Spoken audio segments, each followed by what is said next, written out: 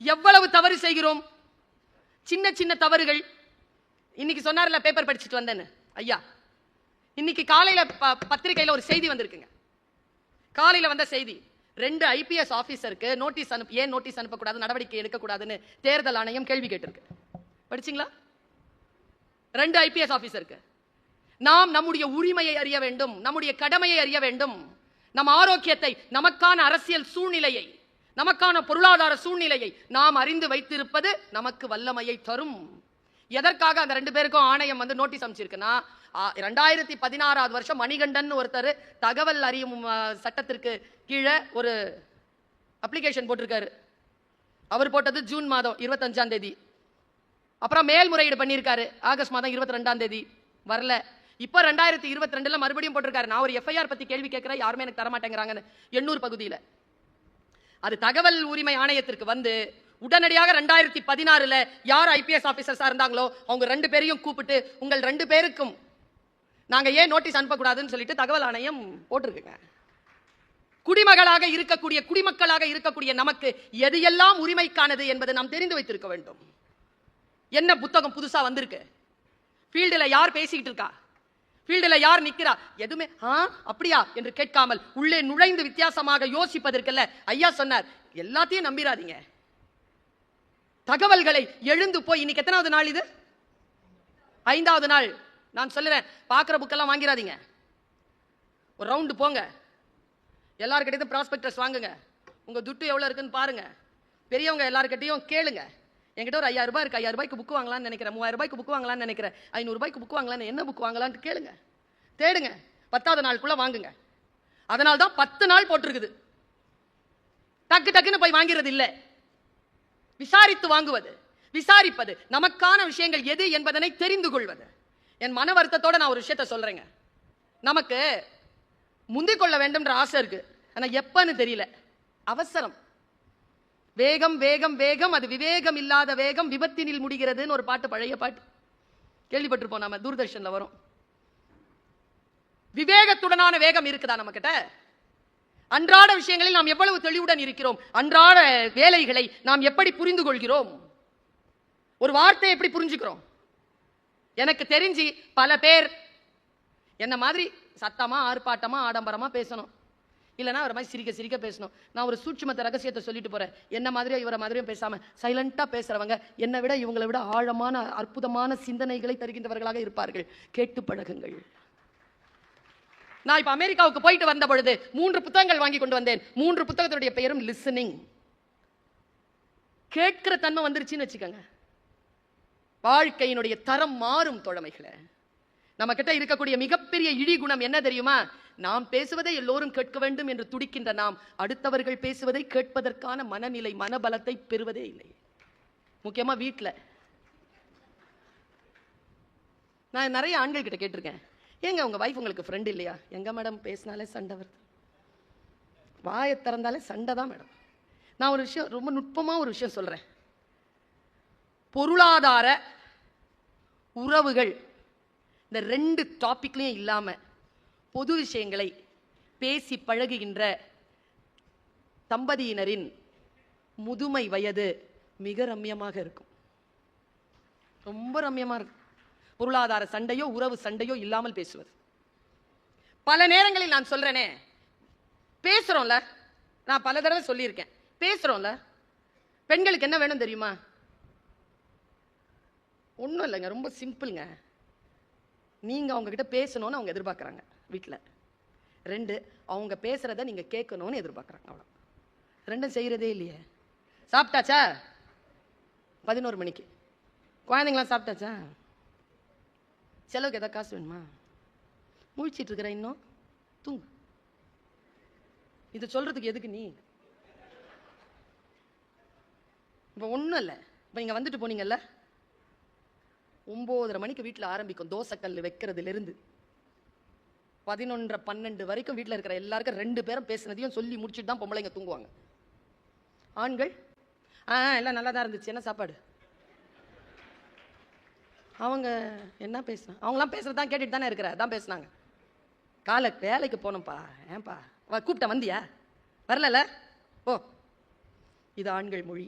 இது பெண்களுக்கு பிடிக்காது. நாங்கள் அந்த மாதிரி பேசுகிற ஆண்களை என்ன பண்ணுவோம் தெரியுமா? சொல்லட்டுமா? இப்போ ஒன்றும் சொல்ல மாட்டோம். உங்களுக்கு 65 வயசு ஆகட்டோன்னு காத்துட்ருப்போம். அப்புறமா ஒன்றொன்னா எடுத்து அப்புறம் குத்துதே குடையுதேன்ட்டு இருப்பீங்க. வீட்டுக்கு போனால் நிம்மதியே இல்லை மேடம். எப்படி இருக்கும்? 30 வயசுலேயே அந்த நிம்மதியை நீ தேடி இருக்கணும். இல்லைல்ல, அவமானப்படுத்தினல்ல, அனுபவி. 65 கன்னு மாதிரி இருக்கும் வைஃபு, ஷார்ப்பாக இருக்கும் எல்லாம். நல்லா எனக்கு தெரிஞ்ச அம்மா 57 வயசுல ஒரு அம்மா டிவோர்ஸ் கேட்டுச்சு. பயந்துடாதீங்க, சில பேருக்கு ஹார்ட் அட்டாக்கே வந்துடும். இப்போ நான் சொல்ற கேஸை கேட்டீங்கன்னா இது நிஜமாவே நடந்தது கேஸ். 57 வயசுல டிவோர்ஸுங்க. நாங்கெல்லாம் வந்து அப்போ சும்மா பார்வையாளர்கள். இந்த கேஸ் பத்தி சொல்றா, என் ஃப்ரெண்டு சொல்றா, சூப்பர் கேஸுங்க. நான் இன்னைக்கு சொல்றேன், பலப்பட்டு வெளியில போங்க. இன்னிலிருந்து உங்களுடைய ஆட்டிடியூட மாறும் பாருங்க. அந்த ஐயா கேட்கிற ஜட்ஜி கேட்கிறாரு, எதுக்குமா? அவர் ரொம்ப கொடுமைப்படுத்துறாரு. இல்லைங்க, சந்தேகம் இல்லைங்க. எத்தனை வயசுல உங்களுக்கு கல்யாணம் ஆச்சு? 30 வயசுல ஆச்சு.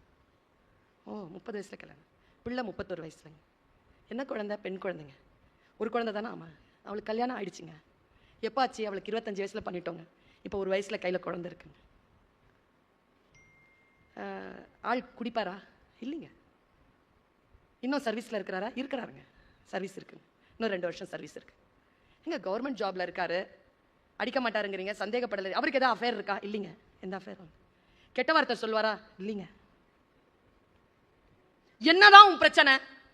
அந்த அம்மா சொன்ன ஒரு பதில சொன்னீங்கன்னா ஹார்ட் அட்டாக்கே வந்துடும் உங்களுக்கு. போதுங்க. என்ன போதும்? போதும். என்னம்மா போதும்? 27 வருஷமா முடியலைங்க. செக்ஷுவல் டார்ச்சரா? அதெல்லாம் இல்லைங்க, நல்ல மனுஷங்க. வேற என்னம்மா போதும்? அவர் சம்பாதிக்கிறதுல அம்மா விட்டு கொடுத்துறாரு? இல்லைங்க. ஃப்ரெண்ட்ஸை கூட்டிட்டு கூத்தடிக்கிற? இல்லைங்க. வேற என்னங்க பண்றாரு? எங்க கல்யாணம் ஆன அன்னிலிருந்து ஒரு பழக்கங்க அவருக்கு. என்ன? காலையில் 4 மணிக்கு எந்திரிப்பாராங்க, வாக்கிங் போவாராம். வரும்போது பால், ஃப்ரெஷ்ஷு காய்கறிலாம் கொண்டு வந்துடுவாராம். காலையில் அன்றைக்கி நைட் அரைச்ச மாவில் இட்லி, ஒரு சட்னி, ஒரு சாம்பார், ஃப்ரெஷ்ஷாக காஃபி வந்து ஃப்ரெஷ்ஷாக அரைச்சி தான் போடணும் காலையில். மத்தியானம் வந்து வீடு எங்கேயும் எடுக்க மாட்டாராம், ஆஃபீஸ்க்கு பக்கத்துலேயே வீடு எடுத்துக்கு வரான். வீட்டுக்கு வருவாராம், டீ டைமுக்கு கூட வருவாராங்க. சுண்டல், டீ குடிப்பாராம். கண்டிப்பாக ஒரு நாளைக்கு ஒரு சுண்டல் மாறி மாறி இருக்கணுமா. மத்தியானத்துக்கு ஒரு கீரை, 2 காய், ஒரு கூட்டு, ஒரு பொரியல், அதான் அந்த காய், அப்புறமா ஒரு குழம்பு, மோர், ரசம் கண்டிப்பாக இருக்கணுமா, சூடாக இருக்கணுமா. மறுபடியும் போவாராம், 3 மணிக்கு வந்துடுவாராம், வடை இருக்கணுமா, டீ இருக்கணும். நைட்டுக்கு காலையிலையோ மத்தியானமோ வச்ச எந்த வெஞ்சனத்தையும் தொட்டுக்க மாட்டாராம். ஃப்ரெஷ்ஷாக இட்லியோ தோசையோ பொண்ணுமா, மேடம் மாவு நைட்டுக்கு அரைச்சி அன்னைக்கு காலி பண்ணிடணும். போதும்ன்றுச்சுங்க அந்த அம்மா. அந்த ஆள் கேட்டாரு, இதுவே ஜாஸ்தின்னாரு. கலெக்டர் சொல்றாரு இதுவே ஜாஸ்தி. நான் ஒன்று சொல்லட்டுமா? அந்த கேட்டாருங்க அந்த ஜட்ஜு, இவ்வளோ நாள் எப்படிமா சமாளிச்ச? பொண்ணுக்கு கல்யாணம் ஆகணுங்கிறதுனால அமைதியா இருந்தேங்க. கல்யாணம் ஆன உடனே விட்டுருக்கலாம்ல இந்த ஆளை. இல்லைங்க, குழந்தை ஏதாவது இல்லை, ஏதாவது செஞ்சு பிள்ளைனுடைய வாழ்க்கையில் ஏதாவது பிரச்சனைன்னா அதுக்காக பார்த்துருந்தேன். அவர் நல்லா செட்டில் ஆயிட்டாருங்க, அவர் பார்த்துக்கிட்டோங்க, போதுங்க. வீட்டில் போய் சூடா ஏதாவது கேட்டீங்க, முடியலைங்க. வாழ்க்கை என்பது அற்புதமானது. முன்னால் இருக்கின்ற மனிதர்களுக்கு நாம் தரக்கூடிய மிக முக்கியத்துவம், வல்லமை என்பது என்ன? ஒருவரை ஒருவர் இட்டு நிரப்பிக் கொள்ளுவது தானே. ஒருவரை ஒருவர் இட்டு நிரப்பிக் கொள்ளாத வாழ்க்கை ஒரு வாழ்க்கையா? விட்டுக் கொடுக்காத ஒரு வாழ்க்கை ஒரு வாழ்க்கையா? நான் இந்த வார்த்தையை மட்டும் சொல்லிட்டு போறேங்க. சொல்லணும்னு தோணுது, உங்களை பார்த்து சொல்லணும்னு தோணுது, அதனால சொல்றேன். நான் 5 நிமிடத்தில் முடிக்கிறேன். என்னுடைய வாழ்க்கையில நான் ஆன்மீக நம்பிக்கை கொண்டவர், இறை நம்பிக்கை எனக்கு அதிகம். எது இருந்தாலும் என்னுடைய தாயார் எனக்கு சொன்ன வார்த்தைகளில் மிக முக்கியமானது இறை நம்பிக்கை. இந்த வினாடி வரைக்கும் அந்த நம்பிக்கை தான் எனக்கு. தமிழ் பற்றும் இறை நம்பிக்கையும் என்னுடைய வாழ்க்கை முறை. மக்கா போயிருந்தாயா? மக்கா போற வாய்ப்பு அதுவும் தமிழ் தான் கொடுத்தது. ஜித்தா தமிழ் சங்கத்தில் பேசுறதுக்கு கூப்பிட்டாங்க. அப்போ நான் உம்ரா பண்றேன். பேசிட்டு சனிக்கிழமை இரவு பேச்சு முடிச்சுட்டு ஞாயிற்றுக்கிழமை காலையில் என் தம்பி தான் என்னை கூட்டிட்டு போறான். நான் இதை சொல்றதுக்கு பின்னால ஒரு ரகசியம் இருக்கிறது. என் ஆன்மீக அனுபவத்தை கடத்துவது அல்ல. நீங்கள் எங்கேயும் போய்கொள்ளுங்கள், உங்கள் ஆன்மீக இடம் எதுவோ அது உங்களுக்கான இடம். இந்த மனநிலை இருக்கிறதான் பாருங்க. போறேன், என் தம்பி தான் என்னை கையில் பிடிச்சி கூட்டிட்டு போறான். அக்கா நிமிந்து பார்க்காத, கீழே பார்த்துட்டு வா, நான் சொல்லும்போது மட்டும் பாரு. நான் சொல்லும்போது அப்படி பார்க்குறேங்க, காபா அப்படி நிற்குது. என்ன தபம் செய்தேன்? ஒரு விஷயம் தெரியுமா? அது பார்த்த உடனே என்ன கேட்குறோமோ உடனே இறைவன் ஏற்றுக்கொள்வான்ற ஒரு நம்பிக்கை இருக்கு. உங்களுக்கு சொல்லட்டுமா என் மனசுல என்ன வார்த்தை வந்ததுன்னு? என் இறை மீது ஆணையா சொல்றேன். நான் அங்க சொன்ன வார்த்தை, நீ கொடுத்ததற்கே நன்றி சொல்ல முடியவில்லை, இன்னும் இன்னும் அடுத்தடுத்து கேட்பதற்கு அஞ்சுதே என் நெஞ்சம். பயந்துட்டேங்க, நான் ஏதாவது கேட்கறதுக்கு பயமா இருந்தது. நீ பார்க்குறேன், என்ன அனுபவம் அது. சரி, அவங்கவுங்க நம்பிக்கை தானே. சில பேருக்கு ராமேஸ்வரம் போனால் அது கிடைக்கலாம், சில பேருக்கு காசியில் கிடைக்கலாம், சில பேருக்கு ஜெருசலத்தில் கிடைக்கலாம். எனக்கு மக்கால கிடைக்குது. அப்புறமா உள்ள நுழைஞ்சிட்டோம்னா ஆண் பெண் எதுவுமே வித்தியாசம் இல்லை, எல்லாரும் அந்த காபாவை சுற்றி வந்துகிட்டே இருக்கும். அப்போ காபாவுக்கு முன்னால ஒரு பெரிய கதவு இருக்குங்க, இப்ராஹிம் கதவுன்னு பேரு. அதெல்லாம் தொடவே முடியாது, 7.5 அடிக்கு மேல இருக்குது. அது கையை வச்சு கொஞ்சம் அப்படி அப்படி கையை தொட்டுட்டோம்னா பெரிய விஷயம், தொட முடியாதுங்க. லட்சக்கணக்கான பேர் சுத்திட்டு இருப்பாங்க, கிட்டேயே போக முடியாது. அது இப்படி இருக்கும், இந்த கட்டடமே இப்படி இருக்கும். இதை தாண்டி தான் நீங்க இதுல தொடணும், முடியவே முடியாது. எனக்கு தான் கொஞ்சம் பிடிவாதக்காரி, நான் நுழைஞ்சிட்டேன் உள்ள. போயிட்டேங்க கிட்ட, மேல பாக்குறேன், நான் இருக்கிறேன் 5.5 அடி, அது இருக்குது 7.5 அடி. சான்ஸே கிடையாது. கை தூக்கினா கூட இவங்க தான் போகுது, உள்ளெல்லாம் போக தொடவே முடியாது, அப்படி கூட்டம். ஆனாலும் அது பக்கத்துல நிக்கிறதே ஒரு வைப்ரேஷன் தானே. பார்த்துக்கிட்டே நிக்கிறேங்க, என்னமோ தெரியலைங்க, பின்னால இருந்து ஒரு பொண்ணு ஹங்குது. யாரா இதுன்னு பின்னால பார்த்தா இருக்கிறாங்க, அவ சிரியா போல இருக்கு, இல்ல ரஷ்யா இருக்கணும். நல்ல பெரிய உயரம், பயங்கர உயரம். அந்த பொண்ணு கண்ணில் பேசுறாங்க என்கிட்ட, நீ மறைச்சிக்கிட்டு இருக்கிற என்ன உன்னால தொட முடியாது, நீ நகர்ந்தனா நான் தொட்டுருவேன். எதை எங்க? என் லைஃபுங்க, அது என் இலக்கு. போய் அந்த பொண்ணு என்ன நகர சொல்றா, ஆனாலும் மனசுல அவ கண்ணில் தண்ணி போயிட்டே இருக்கு.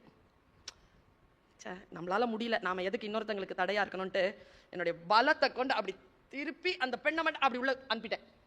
அவ்வளோ போயிட்டா. உள்ள போனா அது பாருங்க, அது கை இவ்வளோ உள்ள போயிடுது, அதுக்கு அவ்வளோ ஹைட். அதுவே 6 அடி 6.25 மேல இருக்கிறான், அவ கை இவ்வளோ பெருசு, அது தாராளமா போயிடுச்சு. பார்த்துக்கிட்டே இருக்கிறாங்க. அவள என்ன பார்த்தாளா, நாள கொடுத்து வச்சவ போ, கண்ணிலேயே தான், எங்க மொழி எங்க தெரியும் அப்படின்னு நான் எனக்கு கண்ணில் தண்ணி போயிட்டு தான் இருக்கு. அவ ஒரு வேலை செஞ்சாங்க அப்படின்னு அழுதா அழுதா அழுதா இறங்கிட்டு அப்படியே ஒன்றும் அப்படி நல்லா என்ன முன்னால் கொண்டு வந்துட்டான். மறுபடியும் என்ன செஞ்சான்னு தெரியல, என்னுடைய புர்கா இருக்குல்ல நான் போட்டுருந்தேன், அதை அப்படி சுற்றி பிடிச்சாங்க கையில், சுப்பனை தூக்கிட்டாங்க. அப்படியே புடி இப்போ புடி அப்படின்னா, நான் அந்த இடத்துல இருக்கிறேன், அவ பிடிக்கிறாவ, அவ்வளோ அவ்வளோ காத்திரமான பெண். நான் கை தொட்டுட்டு போதுங்க விட்டுட்டேன். இங்கே கடவுளின் இடத்தில் சொன்னது என்ன தெரியுமா? நீ தொட வேண்டும் என்று நினைக்கிறாய், உன்னால் தொட முடியாத நிலையில் இருக்கின்ற பொழுது, யாரோ ஒருவர் தொடுவதற்காக காத்திருக்கின்ற பொழுது அவர்களுக்கு நீ விட்டு கொடுத்தால் நிச்சயமாக உன் தொட வேண்டிய இடத்திற்கு நீ வந்து சேர்வாய் என்று சொல்லக்கூடிய ஒரு ரகசியமான சொல் எப்படியோ வந்து சேர்கிறது. அகத்தியன் சார் இருக்கார்ல, இயக்குனர், எஃபில ஒரு போஸ்டிங் போட்டிருக்காரு. முடிஞ்சா அவருடைய போஸ்டிங் யாருக்கையாவது இருந்துச்சுன்னா பாருங்க. ஸ்ட்ரகிள் பண்ணிட்டு இருக்கிற நேரம், இங்க கடவுள் நம்பிக்கை இல்லாதவர்களும் இருந்து கொள்ளுங்கள். பிரபஞ்ச சக்தின்னு ஒண்ணு இருக்கு, பிசிக்ஸ்னு பேர் அதுக்கு, அதையாவது நம்புவோம்ல. ஸ்ட்ரகிள் பீரியட்ல எல்லா இயக்குனர்கிட்ட கதை கொடுத்த டைம், சின்ன பையன் அப்பா இறந்து போன செய்தி வருது, எல்லார்கிட்டயும் காசு வாங்கிட்டு போயிட்டு வந்துட்டார். 16வது நாள் காரியத்துக்கு போறதுக்கு காசு இல்லை, 1500 ரூபாய் இல்லைன்னா உள்ள நுழைய முடியாது கிராமத்துக்குள்ள. தோணுது அவருக்கு மணிவண்ணன் சாரை பார்க்க போலான்னு. மணிவண்ணன் சார் கிட்ட கதை கொடுத்திருக்காரு. மணிவண்ணன் சார் யாருன்னு தெரியும்னு நினைக்கிறேன், இறந்துட்டார். நல்ல கலைஞர், நல்ல இயக்குனர், புத்திசாலி, பொது உடைமை கருத்துக்களின் நம்பிக்கை கொண்டவர். போனவர் கதவார் தான் திறக்கிறார்.